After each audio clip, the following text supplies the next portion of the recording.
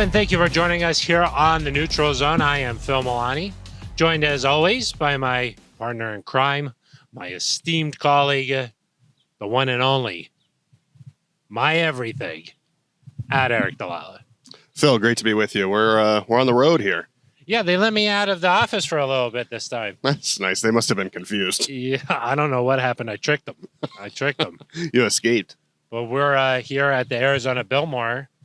So 75 degrees maybe. It's nice and tropical. It's pretty nice. Did you remember how to get on an airplane and do I didn't all that? know how to pack. Yeah, my wife had to help me pack. It's been a while. She told me how TSA stuff works. How this goes. Yeah, so I figured it out though. Gotta take your shoes off these days. No, not if you have pre-check. That's true. Yeah.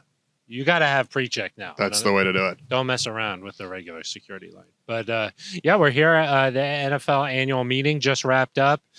Some interesting little things coming out of this week. But for the Broncos, we really heard from everybody. You know, they did a great job making everybody available for us.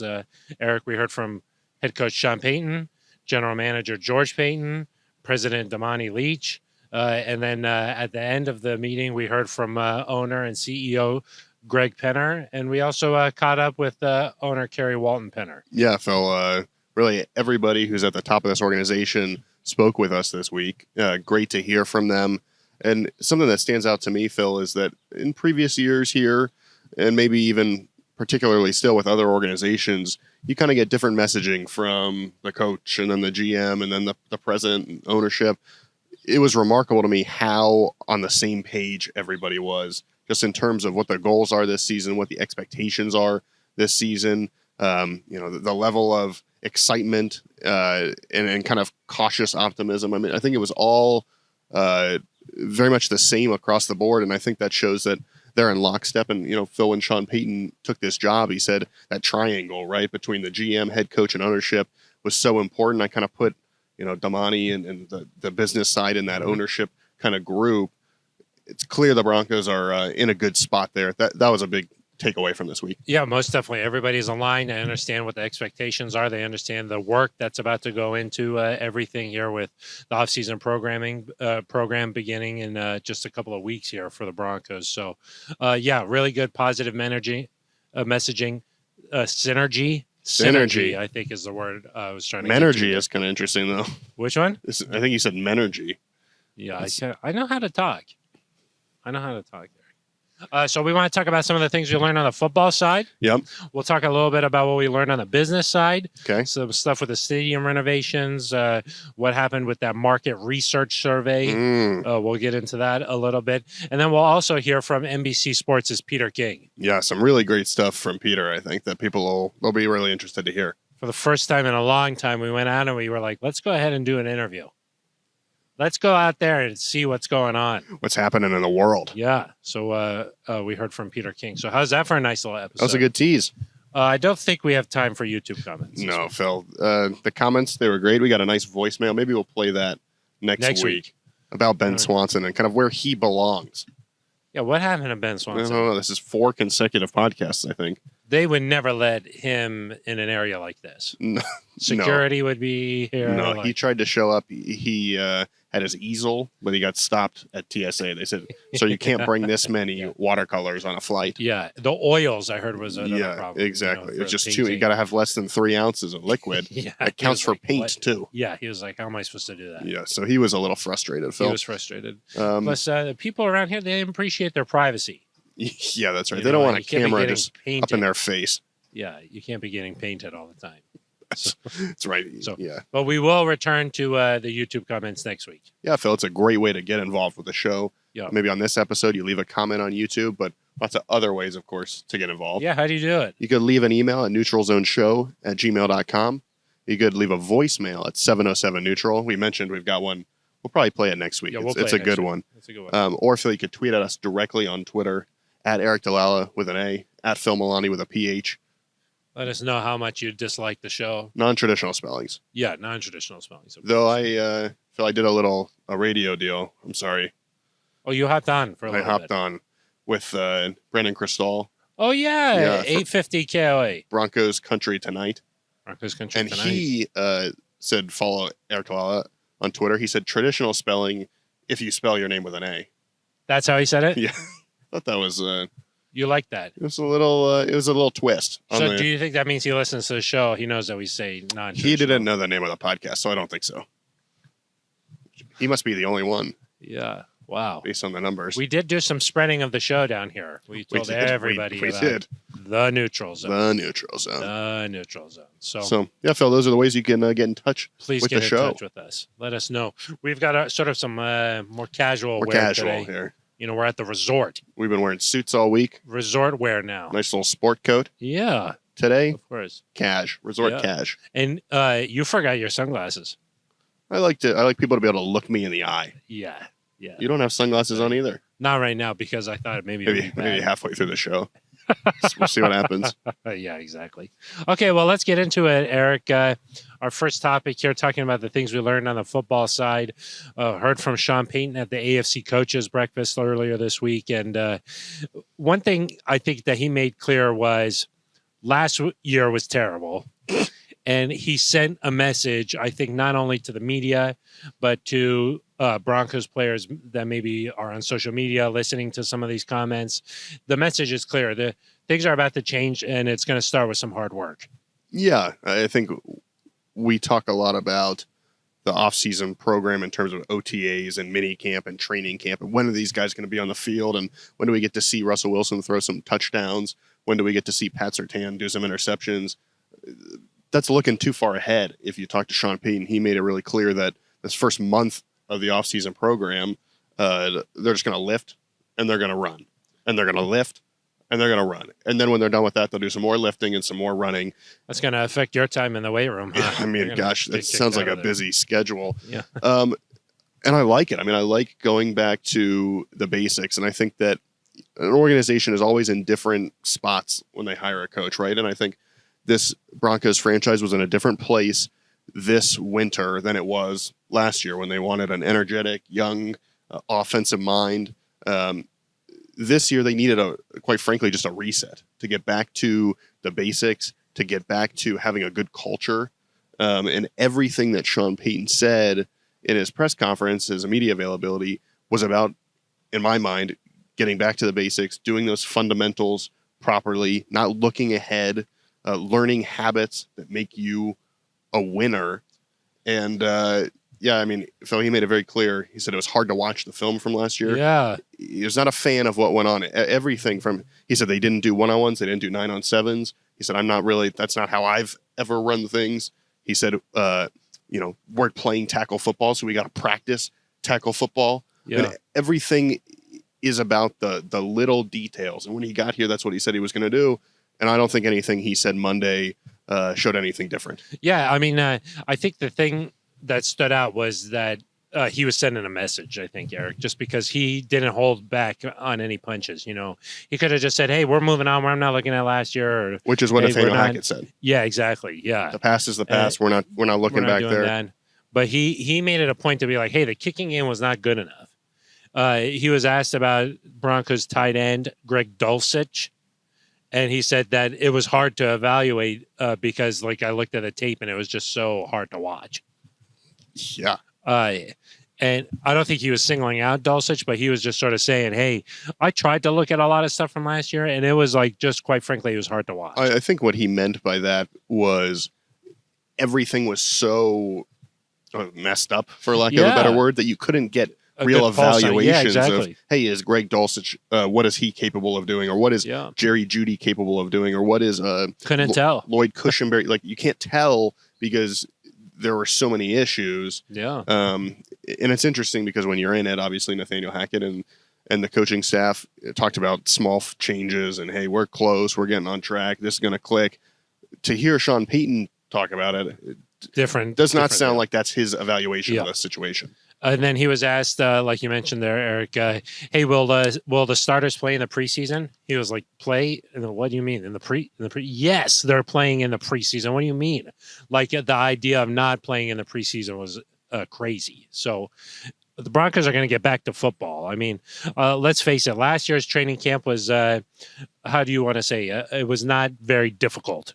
on the players. It was not It was strenuous, like one of those. It was a new age sort of idea approach to it that did not work. It didn't work out. But I will say Nathaniel Hackett took that from some places that have had a lot of success with that. So, well, and I think that's what we talk about when, like, what does a team need? Exactly. The Rams, who have had a lot of success, or the Packers, or the 49ers, who don't play a ton of guys, it works there because you've got a culture that's already developed. Yeah. And I think the issue with the Broncos is that you were trying to build this on kind of like a foundation of sand almost, like the necessary foundation wasn't there. And now you get to a point this year where you've got to tear everything down and you got to rebuild from the very bottom. Yeah. And that's what Sean Payton's trying to do. Yeah.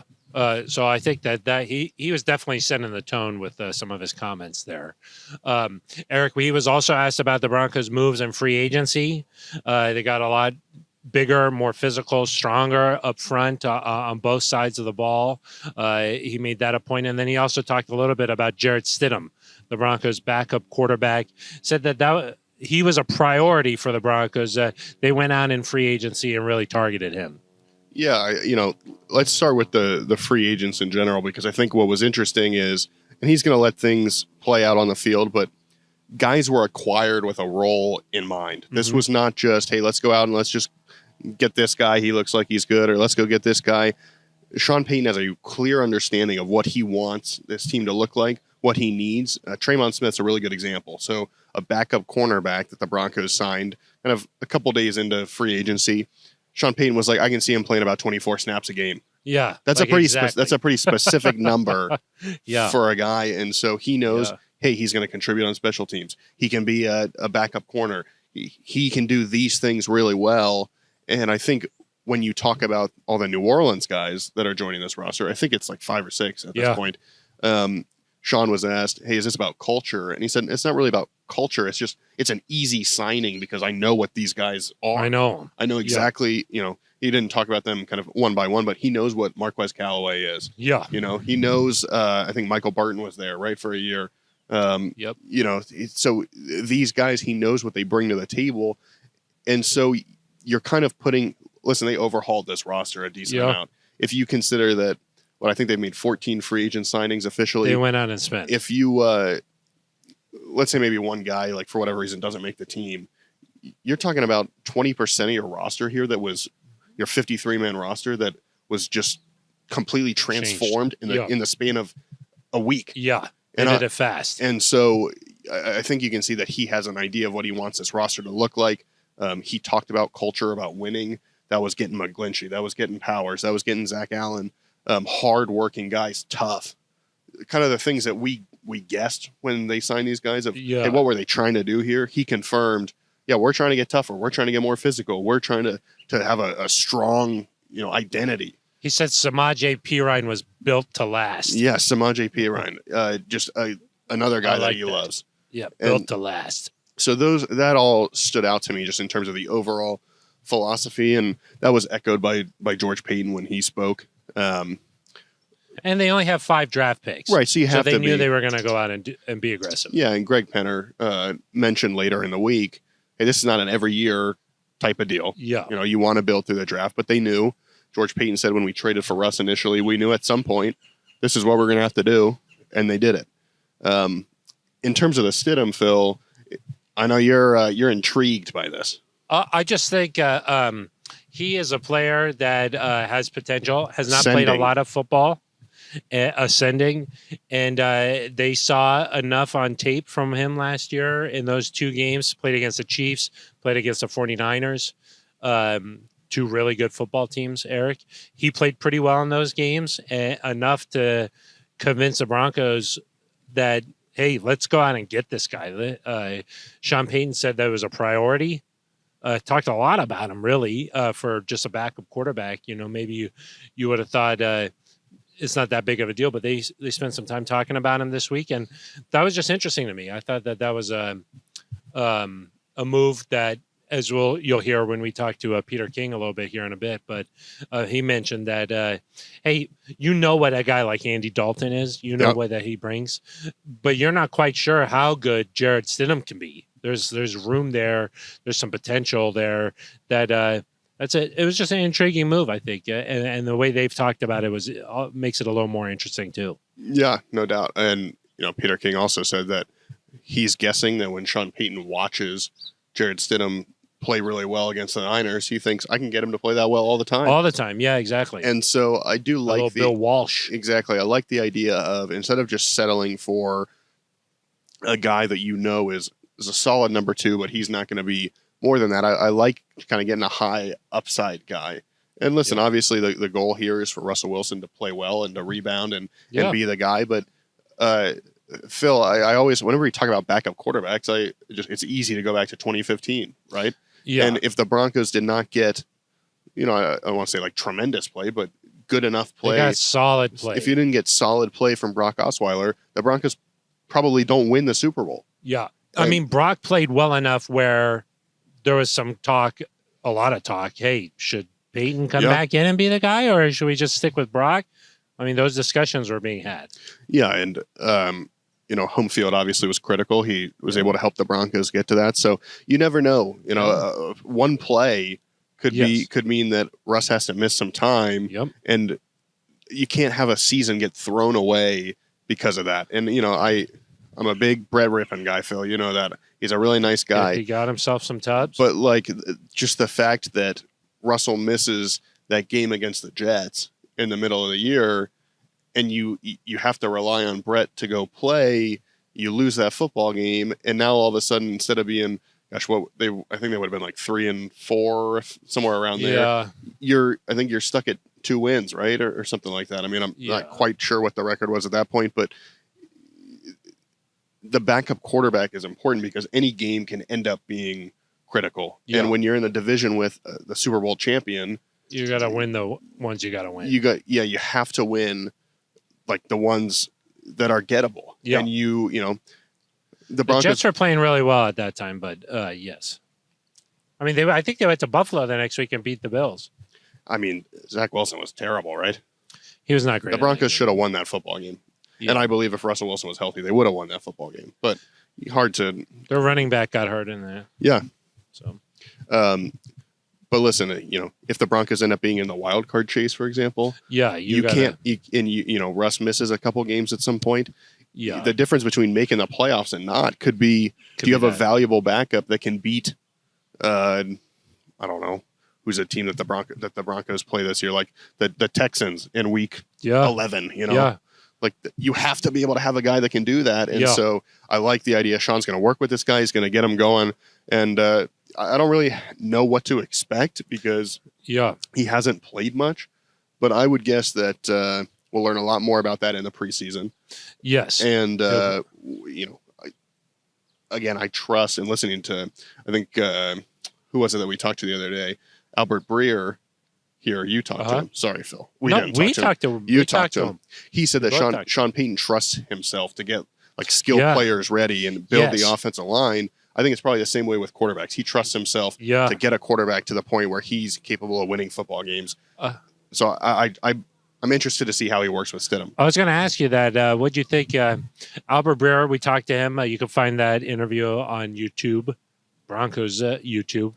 Probably just a couple away from this video, just a couple squares over. Probably just a few squares away. But he said something interesting. He said, look, when you look at the Saints, the areas they invested in there financially, it was the big guys up front on both sides of the line.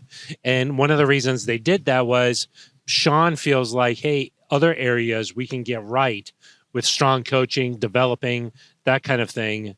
But up front, we need to pay the guys who are really talented there and just have that ability. So that was sort of interesting. And he thought that maybe that's why the Broncos were getting some calls on Jerry Jeudy, Cortland Sutton. We learned this week that they are not going anywhere.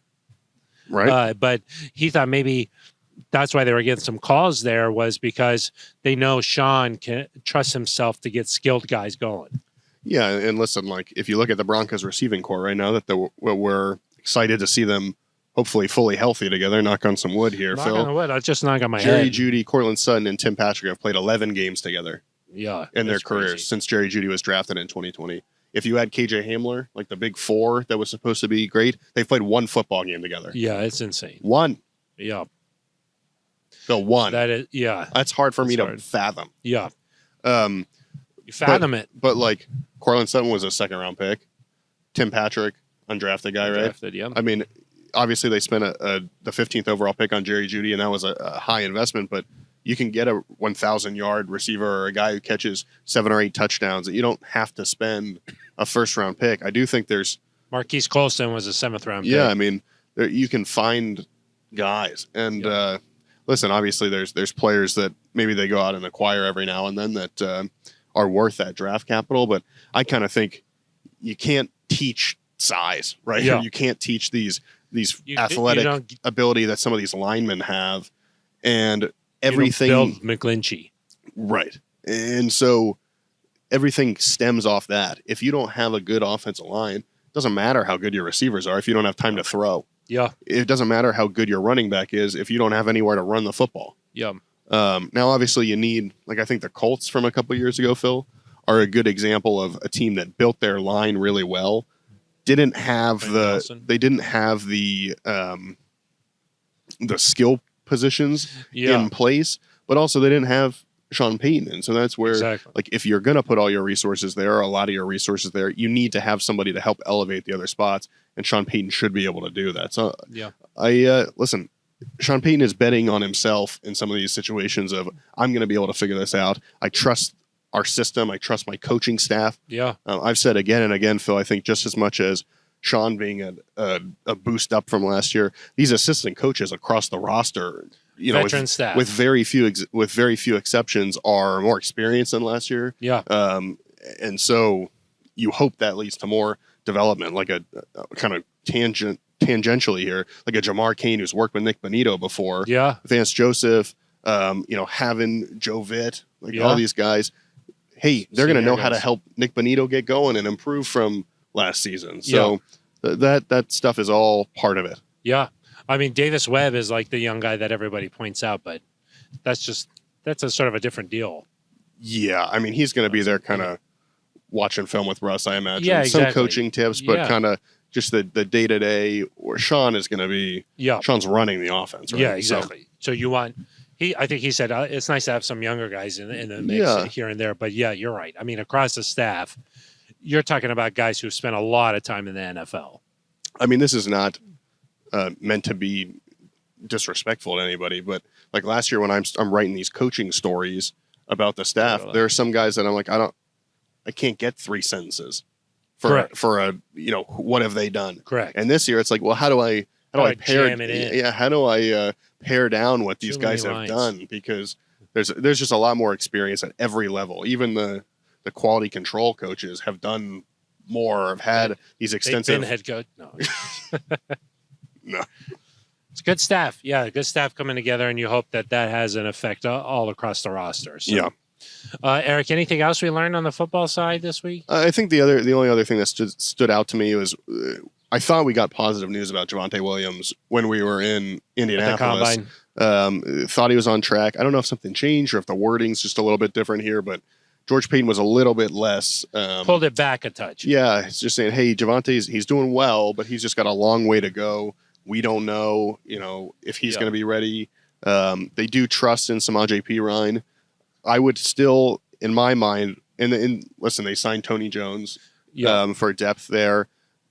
I still think they go out and get a Yeah, running it back. wouldn't surprise me if they add another running back, but that's just going to be a position to watch of with Javonte, how quickly can he come back? Yeah. And also how quickly do you push him back? Because, he's a great football player. He's still a young guy. You don't want to put him out there too soon where he can't be effective. Yes. And suffer some sort of setback. So I would imagine there would be a somewhat cautious approach with him, but that's Yeah. just something as we move forward that I'm watching You're watching. closely. Yeah. No, that makes sense. I do think that, we talked to George Payton a little bit about the draft, and he said that, hey, you approach it like you still have a first round pick. You still do all the homework there, but they're focusing on the third round. And he thinks that the way this thing's stacking up, that they'll be able to find some guys who can contribute as rookies. And he didn't say this, but I imagine that a running back is part of the mix here. Yeah, or you bring in an undrafted guy. Who knows how it happens? But there will be, I would assume, more competition at that position. Yeah, you got to add something. And he just talked about you've got to hit on those picks. Yeah, that's the other thing he said. You can't miss. And there are some years where you have the luxury, if you have 10 picks, where hey, let's go 50%, 60% here. No, the Broncos need to hit on, especially the 2/3 and the fourth. Yeah, you got to go. Yeah, you got to go. Got to have some contributors. So. All right, well, that's what we learned here this week on the football side of things. We'll talk about the business side in just a minute. We'll talk about maybe some of the rule changes that are coming up as well in just a second here. But first, let's get to our interview with NBC Sports' Peter King. Peter, always great to catch up with you. Thanks for taking some time to talk Broncos. Big thing this offseason, obviously bringing in Sean Payton, looking to get the things turned around a little bit. He said last year a lot of guys had dirt on their face for a 5-win season. How do you think he'll go about doing this? Well, I think one of the things that he will do is because he's obviously a disciple of Bill Parcells. Parcells used to have this saying that all I can do is just go by what I see. So he will go to training camp. He'll go to mini camp. And he will have probably a few preconceived notions, but not overwhelming ones. And when I say, and I've seen this time and again, I saw it time and again in New Orleans, he will play the best guys. And so the one other thing that I think people will enjoy about Sean Payton, the Denver Broncos fan base will be a better educated fan base about football.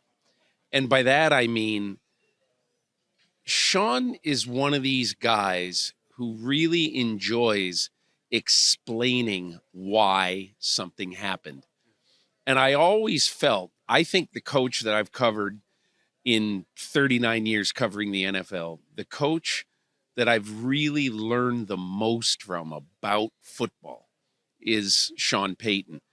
And, I've been in a few sort of behind the scenes situations with him and Drew Brees. And I just think he wants people to understand the game, because we all watch the game. It's a very complicated game. And we all watch the game and we say, geez, why did that happen? Why did this happen? Obviously, he's not going to give away state secrets, but I think people will understand the whys of football a lot better listening to Sean Payton every week. So when he got that job, I said, the people of Denver are lucky, not only because they got the best guy to try to resuscitate Russell Wilson, but because I think he's going to really make it fun and educational at the same time. You bring up Russell Wilson there. He kind of stumped to bring in Sean Payton. How do you think that pairing is going to work? I think Russell Wilson needed somebody to come in and say, look, I'm the coach, you're the player. And, you need to be coached. And Russell Wilson enjoys being coached. And I think quarterbacks who play for Sean Payton are going to get coached. They're going to get coached hard. Now, Payton will also trust his quarterback. He always has. Now, it helps when you have Drew Brees. But so Russell Wilson will enjoy this, but it'll be a totally different atmosphere than it was with Nathaniel Hackett, because you knew right from the start that the Hackett-Wilson relationship was more probably of a partnership than it is going to be now. And certainly more of a partnership than it will be now. But I don't think that's a bad thing. I think the best thing for Russell Wilson is that this just gets absolutely stripped down to it's all football. It's not about any of the other stuff. And I think that'll be good for Russell Wilson. The Broncos in free agency brought in a backup quarterback with Jared Stidham. I know that you wrote that that was your most fascinating move of free agency. Why did you think that? So Jarrett Stidham, I would say a year ago at this time, was out of favor in New England, may not have even made the team with the Patriots, probably wouldn't have made the team with the Patriots. And so Josh McDaniels traded for him. Now, Jarrett Stidham, honestly, the only coach he's really ever had in the NFL was Josh McDaniels. And so when things really fell apart with the Raiders and Derek Carr disappeared the last 2 weeks after getting demoted, you hand the starting job to a guy who has never started a game in the NFL, and you're asking him, your first assignment is to play the best defense in football, the San Francisco 49ers, and to do it when the 49ers have a lot to play for and your team has nothing to play for as far as the postseason. So he goes out, he throws for 365 yards, 3 touchdowns. He had the best game all year of any quarterback, in the regular season against the 49ers. So Bill Walsh once had a statement. As a matter of fact, I heard him say it. If I've seen a guy do something once or twice or 3 times, I should be able to coach him to do it all the time. I'm sure that's what Sean Payton thought when he saw Jarrett Stidham. And add this to the fact. What do you want to do? If you're the Broncos, do you want to bring in Andy Dalton and pay him $7 million a year? Or do you want to bring in Jarrett Stidham and pay him $5 million a year? We don't know whether Jarrett Stidham is going to be good, but we know what Andy Dalton is. He's a fine, okay backup. But I think Sean Payton shot for the moon a little bit and basically said, I trust myself to be able to coach this guy up and he's going to be good. And I think it was just, I was shocked because I know the Raiders really wanted to keep him and tried to keep him. And he thought that there was going to be a better opportunity. And with all credit to Stidham, this wasn't in any way sort of a disloyal act in spurning McDaniels. It was simply about opportunity because he was pretty sure that whether they signed Jimmy Garoppolo or drafted somebody very high, they were going to bring in another quarterback who had a better chance to start and be the guy over him. And so why not go to a place that who knows what is going to happen with Russell Wilson? But he's going to be there as the safety net in case it collapses again, Sean Payton said it was a priority to get him. So the Broncos got their backup quarterback there. Peter, since we last talked, there's been an ownership change with the Broncos, the Walton Penner family group coming in. How have you seen them come in, and where do you think they are taking this Broncos organization? I guess I look at it and say that in today's football, you want smart people who have the resources to build a good team and yet know what they don't know. Okay. And everyone who talks to, the ownership group and talks about the ownership group from some bit of knowledge says that that's what they're going to do. They're not going to be the kind of owner who says, I was tremendously great in another business, and so I'm going to run this like a business and blah, blah, blah. They are going to study this. A couple of times I've talked to Payton about the owners, and we're not on the record. We're just talking. I can tell you that he's really, really happy with this ownership group, and he really worshiped Tom Benson and Gail Benson. He loved working for them because honestly, they basically, for the most part, left him alone and left he and Mickey Loomis to do this thing. And I think it's going to be a little bit different. There will be a check and a balance with Greg Penner, but I think that he's not ever going to do anything that is precipitous or really, really knee jerk. So I think the relationship with them will be pretty good. The last one for you here, Peter. Last year, Mike Shanahan, Broncos former head coach, got pretty close to getting into the Hall of Fame a little bit there. Just wondering your thoughts on his legacy. You know, the offense that he ran is all across the NFL now, and just what his chances this time around. Mike deserves to be in the Hall of Fame. I think all the voters with the Hall know that. And look, the way it works in the Hall of Fame committee is that many times some candidates stand on the shoulders of others. And right now, essentially, you cannot have Bill Cowher in the Hall of Fame without having Mike Shanahan in the Hall of Fame. Period. It's not arguable. So there are several coaches who are going to whose fortunes really changed a lot then. You know, coaches like Tom Coughlin and Mike Shanahan, where if there was ever any question about it, there isn't now. Those guys are getting in the Hall of Fame. As far as what year it happens, I don't know. But Mike's going to get in the Hall of Fame. What do you think about his legacy, though, and the contributions he made to the game? I mean, it's unquestioned. The great thing about Mike is that he left his footprints in the sands of the NFL. And if you are just to look at the way the game is played now and look at how, for instance, Kyle Shanahan to this day wants his father's input on things. And usually, and Kyle is a very self-assured guy. But honestly, he's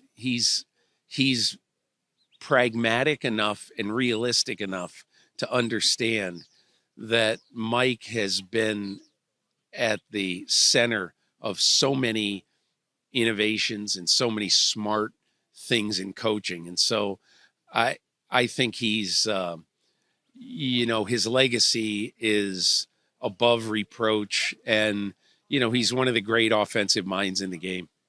Peter, thank you so much for your time. Any good beers around here you're going to check out? I had a great is it 4 Peaks? I forget, some 4 Peaks thing. I'm into wheat beer these days. So I was at a ball game the other day and had 2 of those. And if I wasn't driving, I would have had 4. But anyway, the beer out here is pretty good. I know you like baseball, so I'll let you get to it, Peter. Thank you so much for your time. Okay, Phil, my pleasure. All right, my thanks to NBC Sports' Peter King. Always good to catch up with him. He said that he's been catching a lot of baseball games while he's out here. Of course, spring training still going on 15 minutes down the road from here, so why not?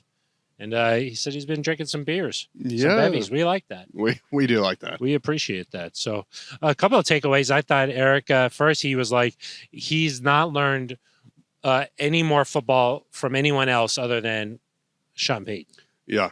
And that's a way to say that word, that sentence. He's learned the most football from Sean Payton. Yeah, and it's it'll be interesting to see. I wonder if that's more of, because I haven't seen that yet necessarily. Yeah. We're still at the point where I think the questions to Sean are very, like, some of them they're overarching, but a lot of them are about individual players. I think when you get to the season and you're like, hey, how did this play work? Or, why do this? That might be a time when fans really start to get to see kind of that football knowledge on display. Yeah. No, I thought that was interesting. Talked about him working with Russell Wilson, obviously, a little bit there. And then also touched on Mike Shanahan a little bit. He was a topic of conversation down here, Eric. Yeah, Phil, I mean, I think it's clear that everybody believes, at least that we talked to Adam Schefter, who worked closely with Mike Shanahan in Denver for a long time before he moved to ESPN. Albert Breer, Peter King, even Greg Penner, it's clear that people believe that Mike Shanahan is a Hall of Fame worthy coach for a number of reasons. The back-to-back Super Bowls, the way you see his offense kind of having spread across the league. I mean, gosh, it's got to be more than half a dozen teams, probably nearly 10 teams that run that offense. The Broncos, of course, owe all 3 of their Super Bowls to that style of offense. Yes. But then, to me, Phil, it's just about the timing, right? And the way the Hall of Fame is currently set up is only one coach / contributor can go in this year. We obviously hope it's Mike Shanahan. I think he's deserving, but we'll just have to see. I don't think there's a question of is he a Hall of Famer. It's just when does he become a Hall of Famer? Yeah. And Greg Penner also said that Mike Shanahan served as an advisor during the coaching search. That's interesting. Interesting that he picked another Eastern Illinois guy. Mm. You know what I mean? That's just sort of. You think something happened there, huh? Yeah, I mean, like if somebody was like, "Who should they hire?" I'd say, "Hey, a Buff would have been nice." Yeah, you would have liked a Cats guy. Cats guy. The coaching staff has 3 Cats guys. It's a lot. It's a lot of guys. A lot of cats. A lot of cats. Maybe you do like a Cat's Corner or something with them, huh? Cat's Cradle. Yeah, Cat's Cradle. Yeah, that could be nice. But yeah, Mike Shanahan is a Hall of Famer. I mean, just the way that he evolved and the way that he's still evolving. You know, he helps out Kyle Shanahan there with the 49ers. I mean, he really is a football offensive genius. You know, a savant. A savant. Yeah. Like you. You know, and he's exactly. I'm a savant of words. Yes, you are. The way I put them together. You know, in terms of him helping with the coaching search, I think that again shows that Greg Penner is going to solicit input from a lot of places. Why wouldn't you want the winningest head coach in franchise history who knows how to win football games and knows what it takes to build a culture that, quite frankly, needed a reset when he got here? Yeah. 3 decades ago or whatever it was. I think you rely on the people are really smart. Yeah. Hey, Mike Shanahan is a smart guy. He knows what it takes. Just use the resources around you. And I mean, Mike Shanahan still lives in Denver. Why not just say, hey, you want to stop by the facility? I got some questions to ask you. What do you think about this? You stop by the facility or you just go to Shanahan's maybe? Oh, maybe you go get a steak. It could be nice. You do some steak. It's like you want to meet at my restaurant? That's a nice power play. That's a power play, huh? Smart. That is nice. Yeah, maybe that's how they did it. I just think it's easy for, obviously the Walton Penners have been very successful in business. It'd be easy for them to say, hey, I know what I'm doing. And I think that Greg consistently shows kind of that humility and understanding of what he doesn't know from a football standpoint. And, puts the ego aside and says, I'm going to go talk to Mike Shanahan and see what he thinks. There's owners across the league, Phil, that would not do that. Yeah. And then would just say, it's my team. I'm going to do my thing. I'll do whatever I want. Yeah. But in general, I sort of feel like smart people, like in all walks of life, they're always learning. Yeah.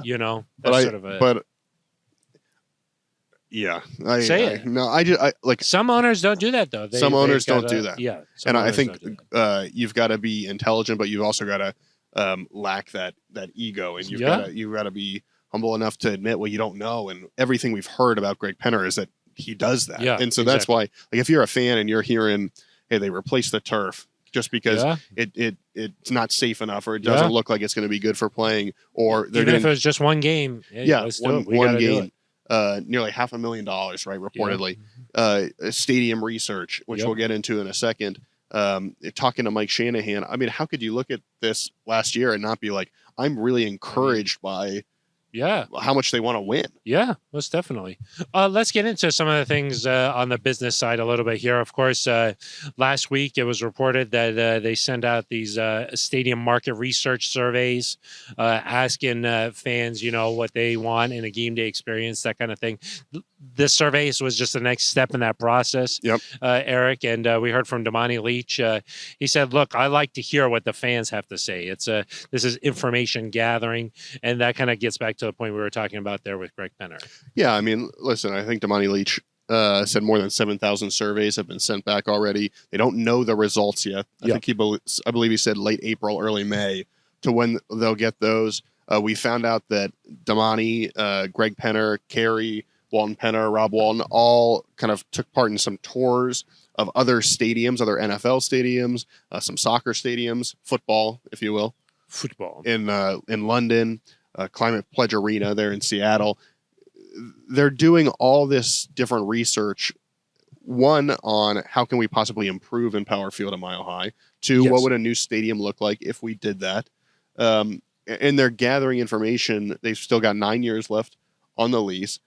They're still in the early stages. There's still been no decision, but Phil, it's great to see at this early stage in the process that they're taking the time to do this research, to get as much information as possible.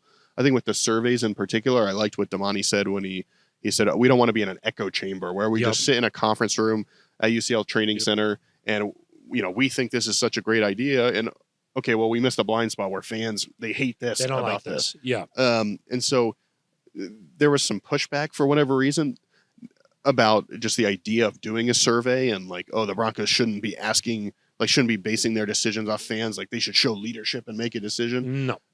Well, it doesn't mean that they're going to like take a vote, right? No.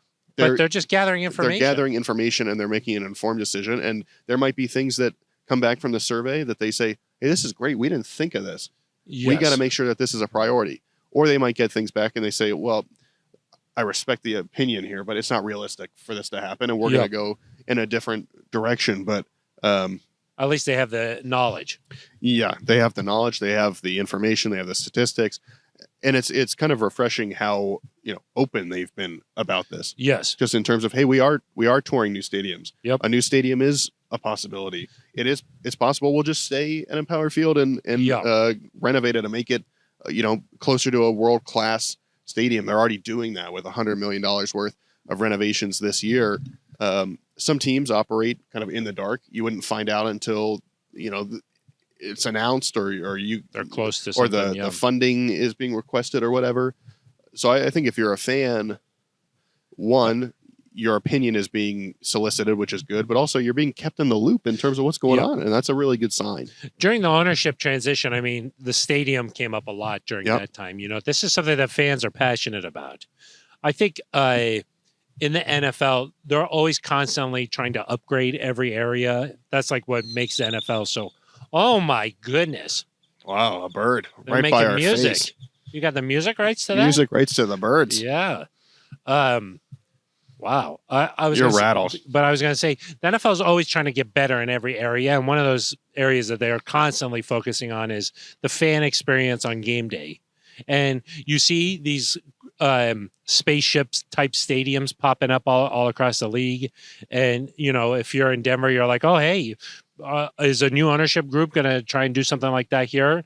It's sort of a natural thought process, I think. Just, hey, what's going on with our stadium? What do they want to make some changes there? Are they going to build a new one? Where's the location of it going to be? Is it going to have a roof on it? I mean, these are just things that fans constantly think about. And, those are some of the questions that the ownership group had this week. They were asked that. Right. And, Phil, the stadium opened in late 90s, early 2000s? Early 2000s, And so you're coming up here where by the end of the lease, the stadium will be about 30 years old. Yeah. And so that's just for, good or bad, whatever you want to say, that kind of looks like the lifespan of some of these stadiums. I think especially because of these new ones, they look so crazy. Yeah. And they have so many things, so many features. You talk like, hey, can we host different kinds of events here? I mean, Empower Field at Mile High already hosts a lot of concerts. Taylor Swift, right? They do the T Swifty. You'll be at that. I don't think I could pull those. You can't kind of afford strings. that. I can't do that. Yeah. But I mean, you go to like SoFi or Allegiant where the Raiders play, and you've got like these field side cabanas, or like there's an end zone where you like people are partying as you're playing football. I mean, it's all about what does this fan base want and what do they want? Because I think it was Greg and Damani both said we didn't go to a single stadium where we were like, this is perfect. Exactly. There's always, and it almost sounds like there's no way to make a perfect stadium. You're always going to have trade-offs. Yep. Is it parking? Is it where the location is? Is it, hey, can we do a roof or not? Is it, club seating? Is it making sure that people are close to the field? Is it locker rooms? Is it big enough so that you can drive your, I know people may not be familiar with this. Some stadiums, so we take the bus to a road game. You can drive down there in SoFi. You can turn around. You can have 18 buses down there. They're huge. Some stadiums properties. We go to, like the Titan Stadium, for example, which is being Nissan Stadium, which is kind of on the list of stadiums that are being replaced. You park outside the stadium and you got to walk in. Yeah, and so those are just kind of some of the things that And go what's in- surrounding it? Are there restaurants? Are there apartments? of Are there all course. kinds of? Is it like a place that's a destination, even if there isn't a football game going on? You Right. know, all kinds of different things that. So I think that it makes sense to be like, hey, what does this fan base care about? Right, and what makes it a Denver stadium and not SoFi or not the Bills' new stadium or the Titans' new stadium? Yeah. What makes it unique to this place? What do we need to make it worth it? I'm excited to see what happens. I don't know when that's going to be. If they're going to come to a decision in 1 year, if it's going to be 5 years from now, if it'll be longer. I mean, who knows about the timeline here? But I think them starting this early shows that they're not just going to.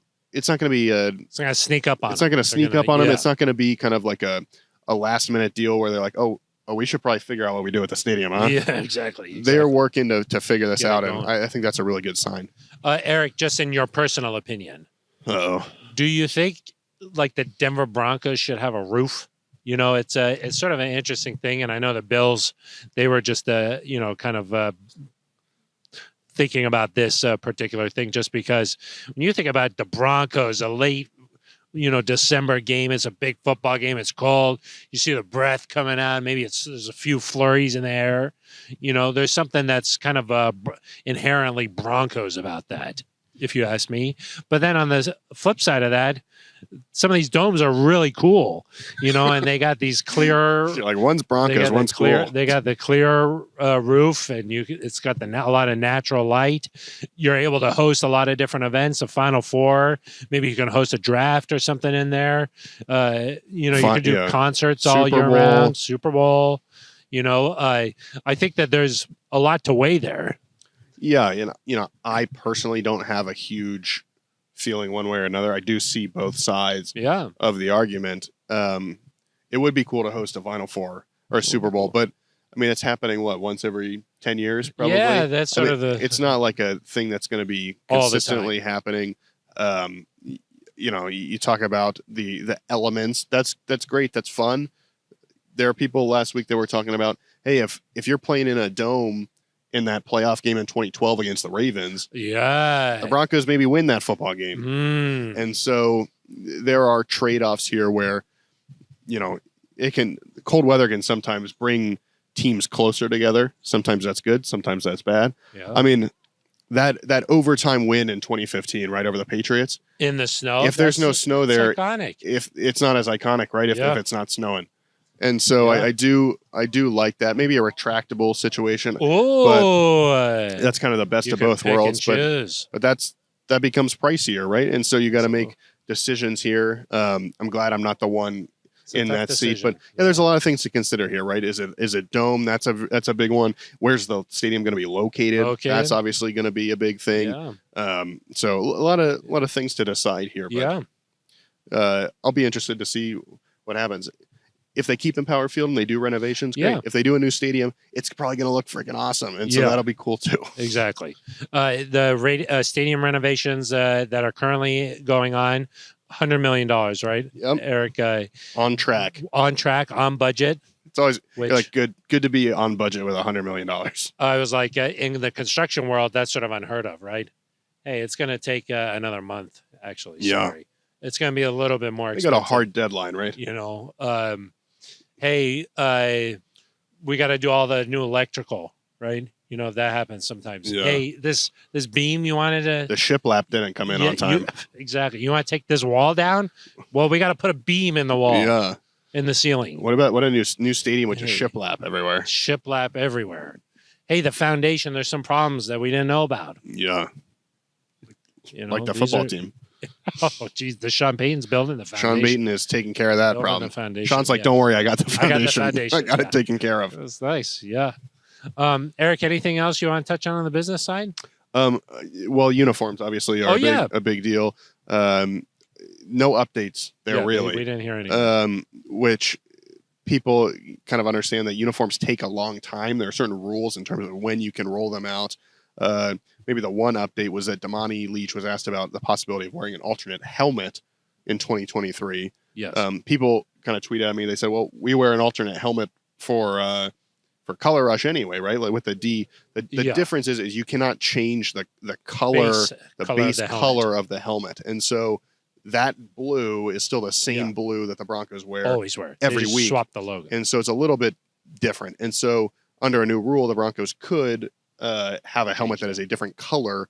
Damani Leach, no real answer, but he said it's possible. Yes. Kind of said they were looking into the possibility of it. So that's something to monitor there. Obviously, people are very passionate about the uniforms. They want something to happen. Obviously, they're still looking into it, but it takes time. Yes. Yeah. They got to figure some of that stuff out. Yeah. That's another thing that fans are very passionate about. Yeah. Uniforms, stadium. Yeah. And then we're like, okay, well, what about this third round tender? Exactly. They don't care That's about what that. we care about. Yeah. Yeah. Yeah. The advance. I was like, could we do this whole podcast about like what Tony Jones Jr. could bring to the team? And you were like, no. You were like, Russell Wilson only. Anything else, Eric?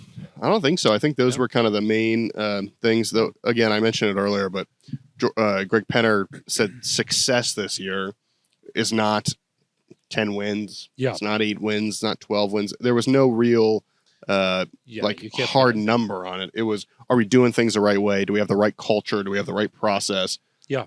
And that might not be what people want to hear. They might want to hear, hey, make the playoffs or this season's a failure. Yeah. But I think in terms of getting this organization back to being a little bit more stable in terms of the football play, that's important to develop those habits. And listen, Sean Payton told that story when he got here of he got to New Orleans and they lost a preseason game really badly. And he called Mickey Loomis and he said, we're not going to win a single football game this year. Yeah. And then they won 10 games and went to the NFC Championship. Yeah. So we'll see what happens. They want to win. Yes, they want of course. to win. That's a focus. Yeah, that doesn't mean that they're not wanting to win or expect to win. But, externally, there were so many claims made last year, right? Of we got to win a Super Bowl. This year, there's no hype. We're measured. They're making smart decisions. Exactly. All right, Eric, let's get to our final topic here. Just a quick little touch on the rules changes that were voted on here down at the annual meeting. Players can now wear number 0, Eric. That's right, Phil. Yeah, just a few. Be that guy. Yeah, I don't know. Deion Sanders said to wear 1 to 9. Got to be that guy. I don't know. If 0, are you not that guy? Are you that guy? Hard to tell. But everybody except linemen can wear this now. Yeah. It'll be interesting to see who wears it. There, of course, it's kind of like a weird deal where if you have a number assigned already and you want to change, you got to kind of pay out all the jerseys that have been printed already. Yeah, exactly. So you got to give them some notice. So it's possible there's not a 0 this year, maybe next year for the Broncos. I don't know. Maybe Sean Payton doesn't want anybody Says no to be zeros. 0. Yeah. Could be interesting to watch. So that's kind of a fun one, if you will.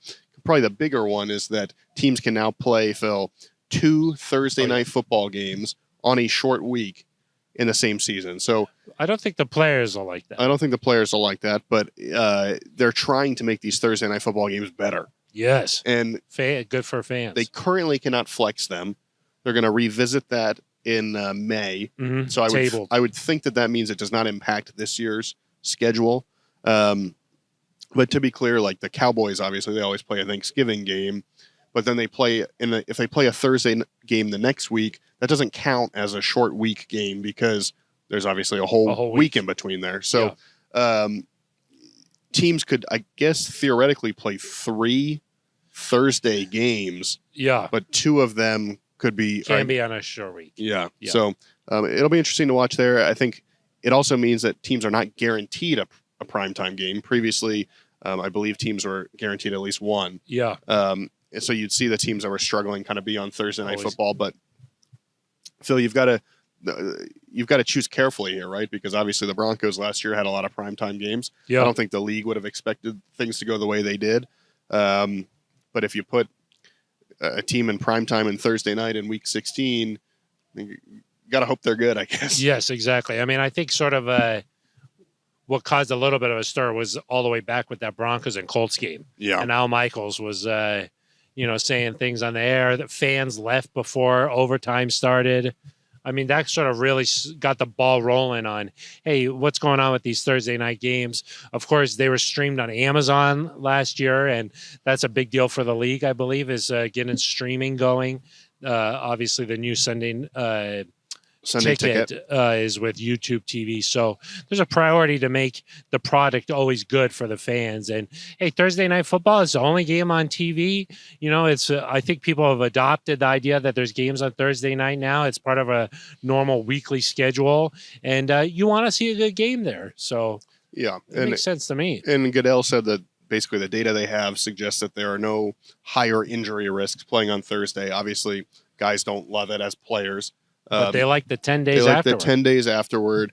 And listen, just as a fan, you get Monday Night Football. By the time we get to Thursday, I'm like, I'm ready for another game. Yeah. And so if that game is between two contenders, yep, I'm excited about it. If it's between two teams that are not in it, I'm kind of like, oh, that's a waste of Thursday Night Football. So, and also, I believe Al and Kirk are back to call Thursday Night Football again.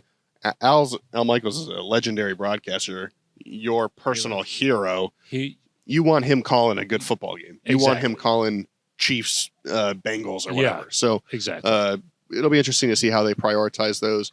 For a while there, Phil, Thursday night games were like very division heavy. Yeah, exactly. And then it seems like in recent years, maybe not as much. So it'll be interesting to see what happens.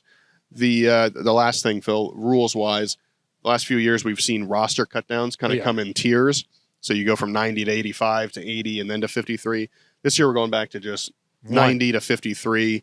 I think the idea when they did that was to make it a little easier on teams to give these guys a chance to catch on somewhere else if you were cut early, instead of making you go through 40 players per roster all at once in one day before trying to decide roster claims. But ultimately, you want guys to be available for preseason games. It's harder. Last preseason game, it's hard enough when you don't have 10 guys that would have played a lot in those games. Yeah, and and plus, if you're one of those guys, it gives you one last chance to make an impression, and maybe make a practice squad, maybe get a chance to be claimed somewhere. So that's a little update there. Yeah, I like that change. Just have it a day there where it's a clean sweep, and then across the league, teams can adjust and see who else got cut. If they want to add some guys there and stuff, and I like that move. Yeah, the Broncos were among the 25 teams that presented the. I don't know if it was voted for it. It was. I think that a bunch of teams presented that as an idea, and they just kind of like jointly said, "We're doing this now." So that's a good move. That's a nice move. Eric, okay, time for shout outs as we say goodbye here from the beautiful Arizona Biltmore. Yeah. No, Phil, just a shout out to the leadership here for talking. Not every team makes the GM, the coach, the president, ownership all available. And count on probably one hand teams that did that. Yep. And so the fact that the Broncos made all these people available, a large media contingent from Denver, I think 9 people came down here to cover this. Yeah, which is a lot more than last year. Yeah, in Florida helps obviously that we're close here, but so shout out to them, shout out to the league for putting on a great event as always. It's beautiful down here, Phil. Yes. Always consider ourselves lucky to get to cover this. It's a great event. Always enjoy coming down and talking with the Broncos leadership. So it is nice to come down and do this, and we appreciate it very much. Obviously, shout out to Nikola Jokic. Yeah, Phil. Joel Embiid ducked him this week. Yeah. There's no other way to say it. He's afraid. And then also shout out to Liz Gerald's. That's right. Birthday. Of course, the community had a birthday this week. Yeah. We got a shout out. Got a shout out. Birthday from shout out. Arizona shout out. Arizona shout out, yeah. Yeah. Ben Swanson, you don't deserve one. No. Okay, well, that's going to do it for us. We really enjoyed our time down here. Hopefully you enjoyed all of our coverage. And also thank you to Peter King for spending some time talking with us about the Broncos. So that's going to do it for us. For Eric Dalal, I am Phil Milani. You've been listening to The Neutral Zone.